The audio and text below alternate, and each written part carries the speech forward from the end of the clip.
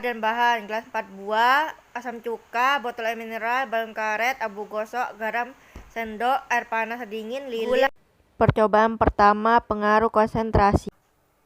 Kita akan melakukan 4 percobaan. Yang pertama adalah percobaan pengaruh konsentrasi. Langkah-langkahnya: yang pertama, masukkan soda kue ke dalam 2 balon karet. Untuk balon karet yang pertama, kita isi dengan 1 sendok makan soda kue. Dan untuk balon yang kedua, kita isi setengah sendok makan soda kue. Langkah yang kedua, masukkan larutan asam asetat ke dalam 2 botol mineral. Masanya sama, masing-masing 1 botol asam cuka.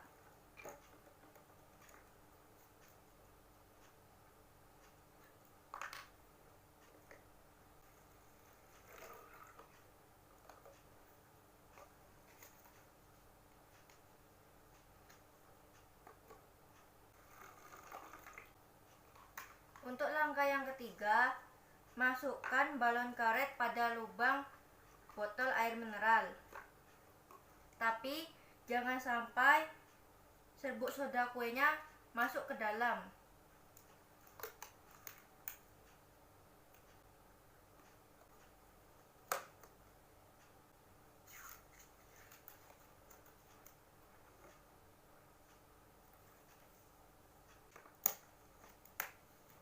Lalu langkah yang keempat, tuangkan serbuk soda kue yang ada di dalam balon tersebut ke dalam botol tersebut. Lakukan secara bersama-sama.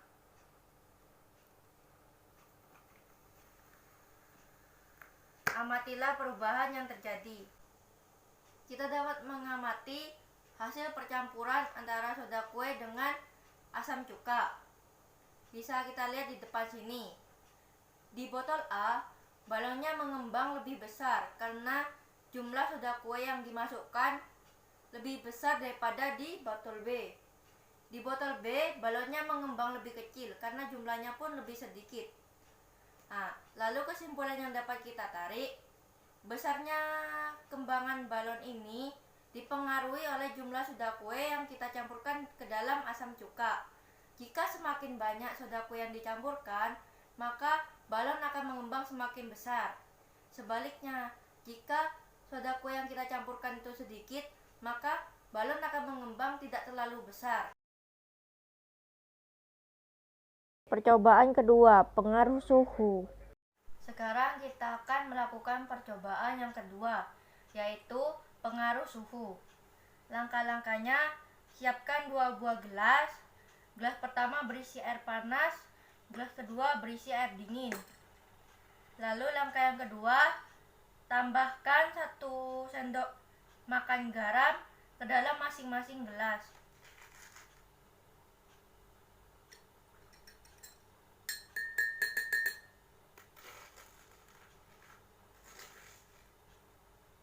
Setelah kita menambahkan garam di kedua gelas yang berisi air panas dan air dingin, selanjutnya kita akan mengamati berapa lama waktu yang diperlukan garam untuk dapat larut di dalam 2 air tersebut. Yang pertama kita coba di air panas. Kita mulai dengan bantuan stopwatch. Kira-kira waktu yang diperlukan garam dapat larut di air panas adalah sekitar 16 detik. Kita lakukan hal yang sama pada gelas yang berisi air dingin. Kita hitung.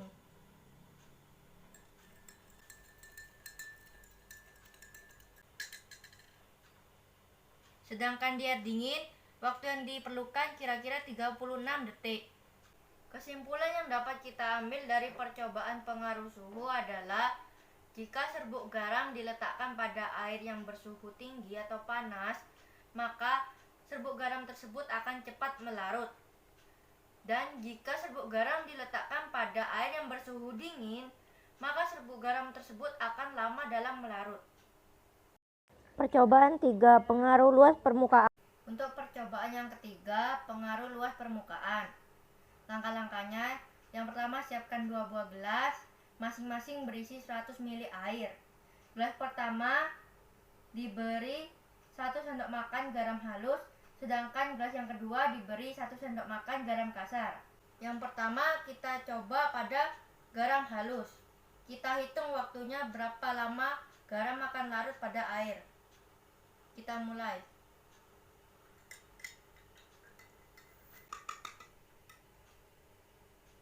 Waktu yang diperlukan garam untuk larut di gelas yang pertama adalah 34 detik. Kita lakukan hal yang sama pada gelas yang kedua. Kita tambahkan garam kasar. Mari kita hitung berapa lama waktu yang diperlukan garam untuk larut dalam air. Kita mulai.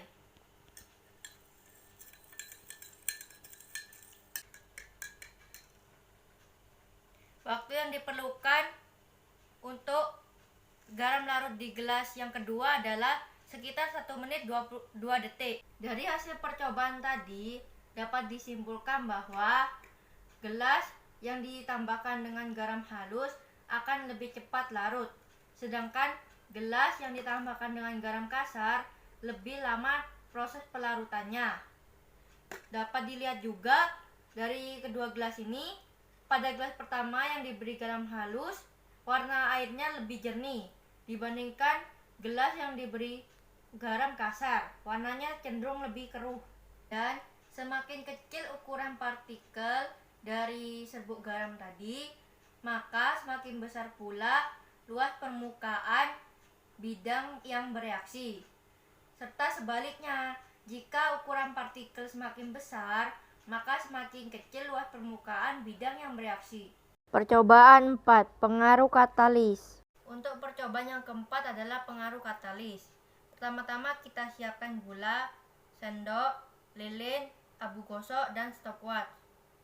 Langkah pertama adalah ambil gula sebanyak 1 sendok makan, lalu dekatkan pada lilin.